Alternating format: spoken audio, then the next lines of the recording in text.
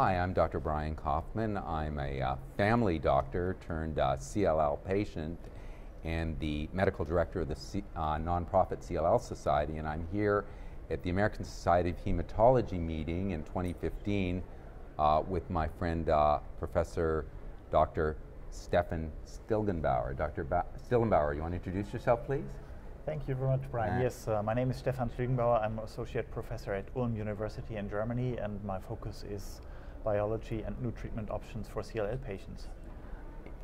When I looked through the abstracts here, there was about a dozen papers with your name, but I wanted to focus on a couple of them. And one that caught my attention was this hot topic of clonal evolution. Just before we get into your research, could you explain why clonal evolution might be important in CLL? Right. As you know, CLL is a dynamic process over the time. It can manifest with different clinical pictures, it can evolve, it can behave this way, that way, and it can change over time. And what we recognized through the new technological developments with, in particular, the next generation sequencing approaches is that the complexity of the disease on the molecular level is much greater than we had expected. And this complexity can change over time and probably results into this clinical diversity and also into changes in the behavior of the disease over time. So I have to take a step back from that and ask, so that would say to me that it's extremely important for patients to have their prognostic factors, their FISH, looked at as the disease progresses or when they're considering treatment, because it may not be the same as they were on day one. Absolutely. The FISH, in particular the 17p deletion or the TP53 mutation that you allude to, is only kind of the tip of the iceberg of the genomic makeup of the CLL cells, but it's the most relevant piece of information because, as you know, this predicts for very poor response to conventional chemoimmunotherapy, and patients should receive other novel agents if they have these particular features. So tell us what you discovered in the abstract. It seems like different clones behaved differently depending on the therapies they'd had. So it was a very interesting paper.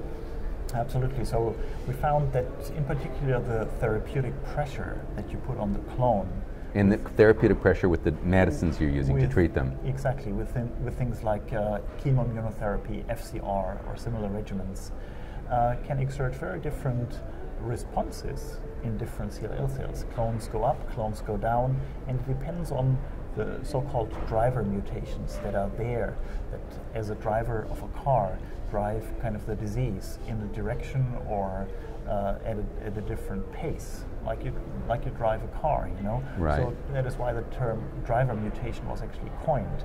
And this paper actually looked and described the whole set of driver mutations in the disease that kind of predict the disease course based on that finding. And wasn't there a difference between the 17p as a driver versus the other drivers? Could you lay that out for us? Absolutely. So different, drivers, as in the real world, can behave differently. One driver is that kind of a driver. The other driver is this kind of a driver. So the 17p's again, or TP53 mutations, together with maybe some few other abnormalities, are the bad drivers, if you wish. They do not drive in a proper way. They can lead to accidents, if you wish. Right. And this is something that you can find early on if you study the cells before the accident, i.e. non-response to treatment may happen. Okay. And it seemed to me that the issue with them, if I understood this correctly, was what seemed to drive the resistant clone was that they were less responsive to therapy, but with some of the other mutations, it was that they replicated more quickly, they grew more quickly. Is that a correct understanding of that? Mm-hmm. I think disease kinetics are influenced by two things in particular when it comes to therapy: how quickly and how deeply you reduce the tumor burden, and how quickly it then returns back.